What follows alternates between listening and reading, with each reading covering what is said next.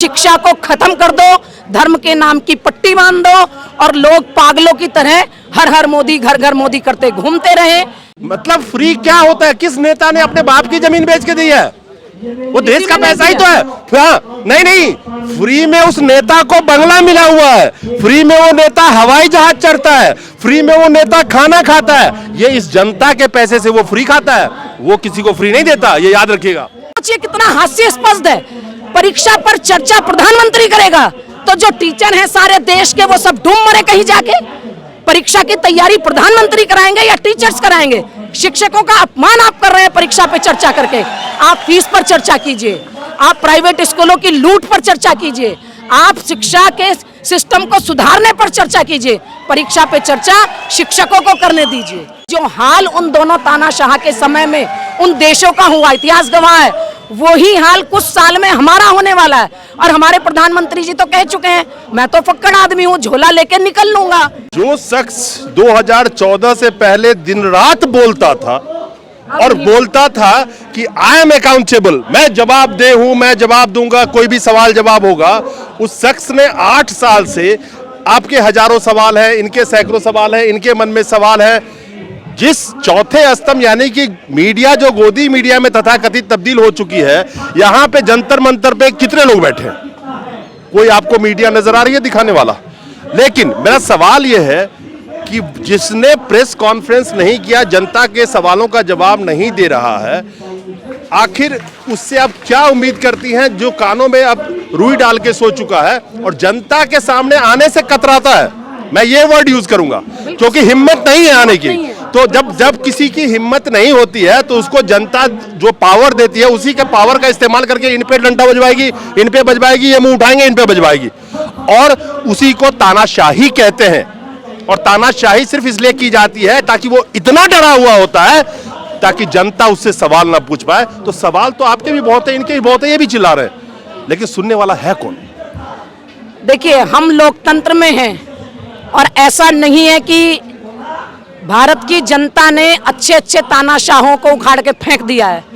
तो अगर जब पाप का घड़ा भर जाएगा तो यही जनता इस तानाशाह को भी उखाड़ के फेंकेगी। लेकिन परेशानी यह है कि जो विपक्ष में बैठे लोग हैं वो भी सिर्फ अपनी कमीज बचाने में लगे हुए हैं। उनके पास भी जनता के मुद्दों के ऊपर उनके साथ खड़े होने के लिए समय नहीं है। 80 करोड़ जनता को आप फ्री में राशन देने की बात करते हैं, उन 80 करोड़ बच्चों के स्कूल की बात कौन करेगा? उन बच्चों के एडमिशन कहाँ होंगे? जिन बच्चों के पेरेंट्स कोविड में खत्म हो गए वो बच्चे कहाँ खड़े होंगे? शिक्षा सवाल पैदा करता है जो मौजूदा दौर में उसमें सवाल नहीं चाहिए सरकार को। शिक्षा, अगर बच्चे शिक्षित होंगे तो वो सवाल करेंगे। तो शिक्षा को खत्म ही कर दो ना, फिर यही तो मकसद है। मकसद यही है और मेरी चिंता भी यही है। हो सकता है सुनने वालों को अजीब लगे, लेकिन धीरे धीरे जो हो रहा है वो इसी तरफ जा रहा है कि शिक्षा को खत्म कर दो, धर्म के नाम की पट्टी बांध दो और लोग पागलों की तरह हर हर मोदी घर घर मोदी करते घूमते रहे। और शिक्षा अगर आएगी तो शिक्षा सवाल पैदा करेगी। शिक्षा ने तो सवाल करने हैं और सवाल सुनने नहीं है।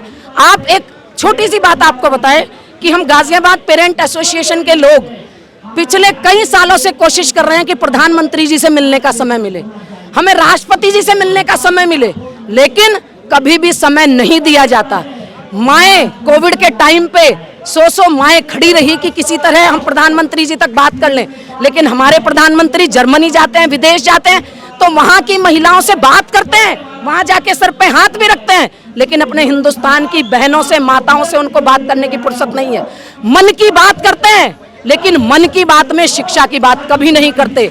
परीक्षा पर चर्चा करते हैं। सोचिए कितना हास्यास्पद है।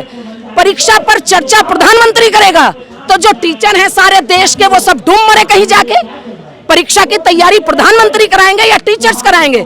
शिक्षकों का अपमान आप कर रहे हैं परीक्षा पे चर्चा करके।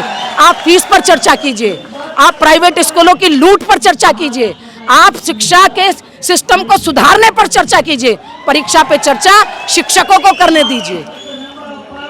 आखिर में एक बात, इटली में मुसोलिनी, जर्मनी में हिटलर, ये दोनों ने जनता से वादा किया था पहले विश्व युद्ध में, जब दोनों की देश की स्थिति अच्छी नहीं थी और दोनों जगह डेमोक्रेसी था, उसने भी विश्व गुरु बनाने के सपने ही दिखाए थे अपने लोगों को। इतिहास उठा के आप पढ़ सकती हैं। बिल्कुल। और उसने भी बाद में लोगों के एक हेट पॉलिटिक्स अपनाया था। लेकिन दोनों देशों का क्या हाल हुआ, क्या आज के नवयुवक इस बात को नहीं समझेंगे? परेशानी यही है समाज के बुद्धिजीवियों की कि जो पढ़े लिखे लोग हैं वो तो चुप बैठे हैं और जो देश का युवा है वो भ्रमित होकर अलग अलग पार्टियों के पट्टे गले में डालकर सड़क पर घूम रहा है। उस युवा को अपना भविष्य बनाने की चिंता नहीं है, उस युवा को पार्टी के नेताओं के पीछे घूमने की चिंता है। तो इस तरीके से आपने बिल्कुल सही कहा।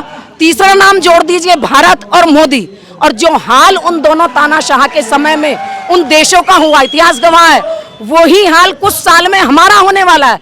और हमारे प्रधानमंत्री जी तो कह चुके हैं, मैं तो फक्कड़ आदमी हूं, झोला लेके निकल लूंगा।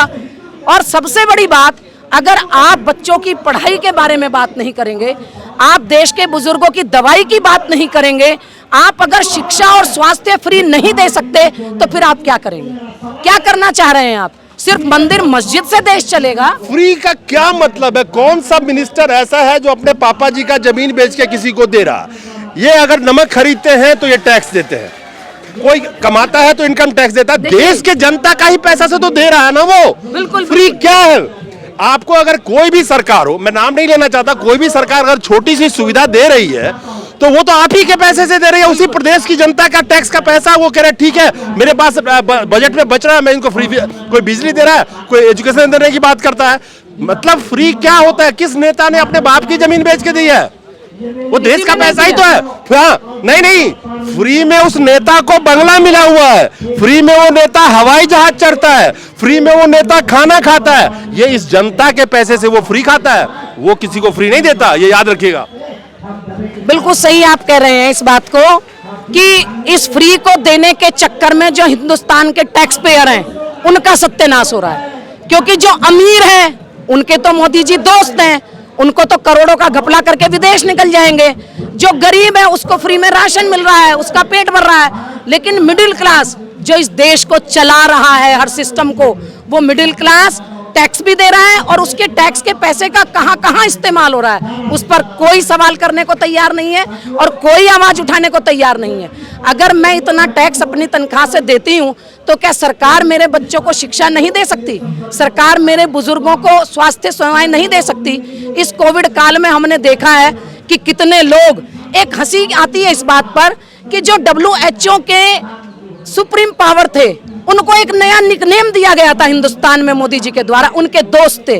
और जब उस WHO ने हिंदुस्तान में कोविड के दौरान मरे लोगों की लिस्ट जारी की तो सरकार की तरफ से कह दिया फर्जी है, ये तो अपने ही दोस्त की लिस्ट को आपने फर्जी कह दिया। तो आप बाहर लोगों से जाके दोस्ती करते हैं, हाथ मिलाते हैं, कंधे पे हाथ रखते हैं, लेकिन अपने देश के लोगों को चाहते हैं कि वो अनपढ़ रहे, गंवार रहे और आपके नाम की पट्टी गले में डाल के हर हर मोदी, घर घर मोदी करते रहें। एक चीज याद रखिएगा कि 10 लाख करोड़ की माफी है ना मित्रों की। आपने एक सुना होगा इलेक्ट्रल बॉन्ड, जो गुमनामी चंदा पार्टी फंड में दिन दोगुनी रात चौगुने आ रहे हैं, कम से कम 10,000 करोड़ को वो क्रॉस कर चुका है। वो चंदा देने वाले कौन है? क्या ये है या ये गरीब शख्स है या मैं हूं? शायद नहीं। जो हजार करोड़ के चंदे आ रहे हैं, कहीं वो लोन माफी वाले में से तो कमीशन कट होके नहीं आता है, लेकिन ये बताएगा कौन?